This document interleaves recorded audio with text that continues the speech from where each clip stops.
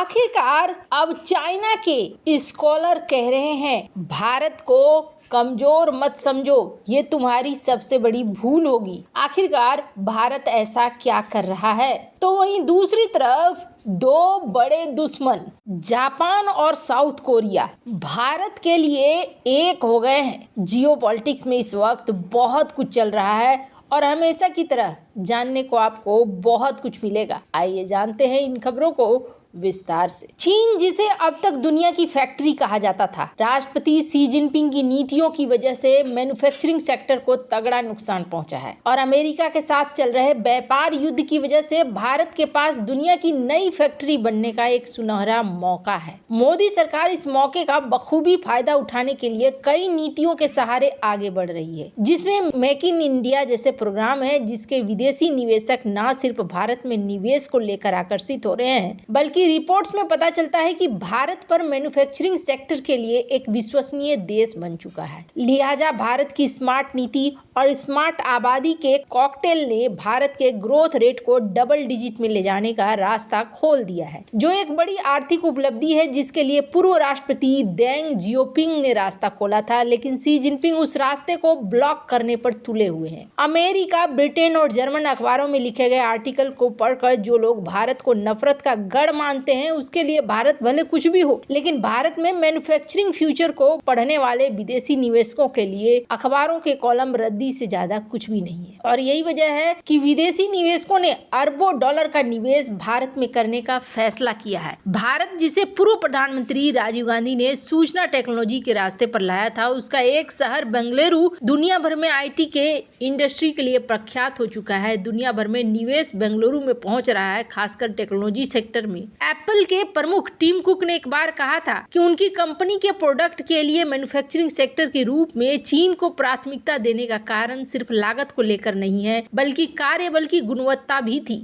पिछले दशक में कामकाजी आबादी के भीतर कौशल सेट के बढ़ते प्रसार ने यह सुनिश्चित कर दिया है कि भारत में कार्य बल अन्य जगहों की सर्वोत्तम मानकों को पूरा करता है। एक बार जब वह नौकरी पर कुछ महीनों का अनुभव प्राप्त कर लेते हैं, तो भारतीय उन चीनी श्रमिकों की तुलना में कहीं बेहतर हो जाते हैं, जिन्हें टिम कुक ने बेहतर कहा था। इसे आसानी से इस बात से समझा जा सकता है कि आखिर क्यों एप्पल ने चीन की जगह भारत को चुना, चाहे वो टेस्ला हो, TSMC हो या फिर कई देशों की GDP से ज्यादा साइज वाली कई कंपनियां अब भारत को ऐसे देश के रूप में देख रही हैं, जहां महत्वपूर्ण पैमाने पर नई प्रोडक्शन क्षमता स्थापित करने की शक्ति है। किसी भी देश के प्रोडक्शन हब बनने के लिए उसकी योग्यता, उसकी उपयुक्तता, उस देश की विश्वसनीयता, ये 3 शर्तें होती है। हालांकि इसमें कोई शक नहीं है कि चीन के पास ये क्षमताएं हैं, लेकिन चीन की विश्वसनीयता अब पहले जैसी नहीं रह गई। वहीं ताइवान और जापान, जो टेक्नोलॉजी में मैन्युफैक्चरिंग को लेकर हब रहे हैं, ऐसा लगता है उनको विकास के चरम को हासिल कर लिया है और अब उनका डाउनफॉल शुरू हो गया है। चीन ने 1980 और 90 के दशक में 10% से ज्यादा का ग्रोथ रेट न सिर्फ हासिल किया, बल्कि उसे बरकरार भी रखा। लेकिन शी जिनपिंग की आक्रामकता, पड़ोसी देशों के जमीन को हड़पने की नीति चीन को एक ऐसे देश के रूप में साबित कर रही है जो अब निवेश के लिए खतरनाक है। शी जिनपिंग ने कई विदेशी कंपनियों पर प्रतिबंध लगा दिए, उनके खिलाफ सख्तम एक्शन लिया गया। लिहाजा विदेशी कंपनियों का चीन से मोह भंग हो गया है। एप्पल पर लगाए गए प्रतिबंध की वजह से एक हफ्ते में 200 अरब डॉलर चीन में खो दिए थे। लिहाजा ज्यादा से ज्यादा कंपनियां अब चीन से बाहर आने की जद्दोजहद कर रही है और भारत उनके लिए एक विकल्प बन रहा है। भारत एक वैकल्पिक उत्पादन मंच के रूप में सक्षम, उपयुक्त और विश्वसनीय देश है, खासकर जहां जियोपॉलिटिकल कारणों से चीन से बाहर निकलने की इच्छुक कंपनियों को लेकर सवाल है। लिहाजा सवाल यह है कि क्या मोदी सरकार की विदेश नीतियों को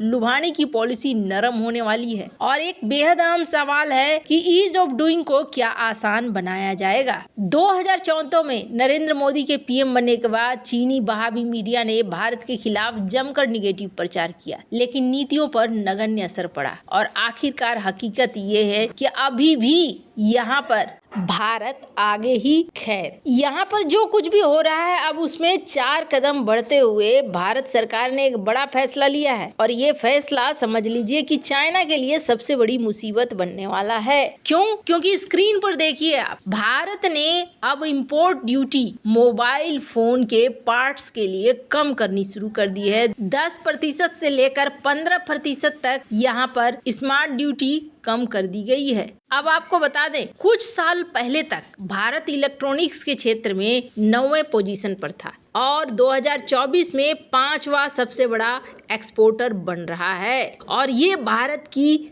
52% थैंक्स तो जाता है PLI स्कीम को। भारत में 99.2% फोन बेचे गए जो कि लोकल बनाए गए थे। 2015-2014 की बात करें, उस समय 78% तक फोन रिक्वायरमेंट हमारी बाहर से ही पूरी होती थी, पर अब सीन एकदम से बदलता हुआ नजर आ रहा है। स्क्रीन पर एक कटिंग देख रहे हैं आप। ऐसा माना जा रहा है कि फाइनेंशियल ईयर 2024 में भारत करीब 55 से 60 बिलियन डॉलर का स्मार्टफोन बनाने जा रहा है और इसके आगे भी बढ़ता ही जाएगा। खैर, जहां एक तरफ ये साफ साफ दिख रहा है कि फोन की इंडस्ट्री, स्मार्टफोन की इंडस्ट्री चाइना में गिर रही है और भारत में एक अच्छा पकड़ बना रहा है, दूसरी तरफ भारत चाइना के इस मार्केट को भी निशाने पर ले रहा है। खैर, मामला सिर्फ इस तक ही नहीं है, बल्कि आप यूं देख लीजिए कि भारत के लिए दो ऐसे दिग्गज जो एक दूसरे के दुश्मन हुआ करते थे,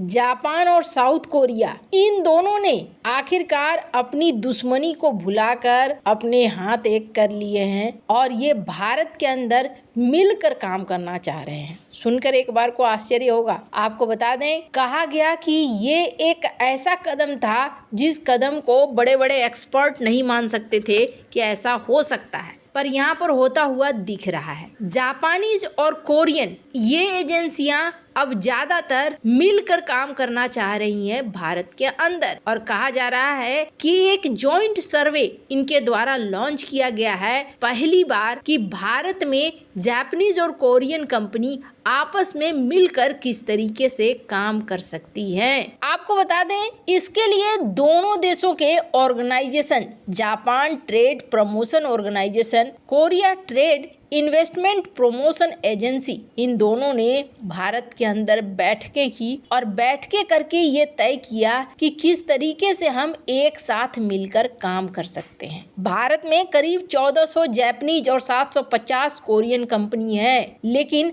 अलग अलग तरीके से ये काम करती थी। अब दोनों मिलकर काम करना चाह रही हैं। इसके पीछे सबसे बड़ा कारण ये है कि कुछ ऐसे सेक्टर हैं जहां जापान मजबूत है, तो कुछ ऐसे सेक्टर हैं जहां कोरिया मजबूत है, और दोनों मिलकर यहाँ पर इस मौके को भुनाना चाह रही हैं जिस तरीके से भारत की ग्रोथ दिख रही है। और यही वजह है कि इस ग्रोथ को देखते हुए अपनी इकोनॉमी के लिए ये एक दूसरे के साथ मिलकर काम करने को तैयार हो गए हैं, जबकि जो दिग्गज दुश्मन है। वैसे आपकी इन सब मामले में क्या राय है, कमेंट कर जरूर बताएं। जल्द मिलते हैं अगले वीडियो में नई खबर के साथ।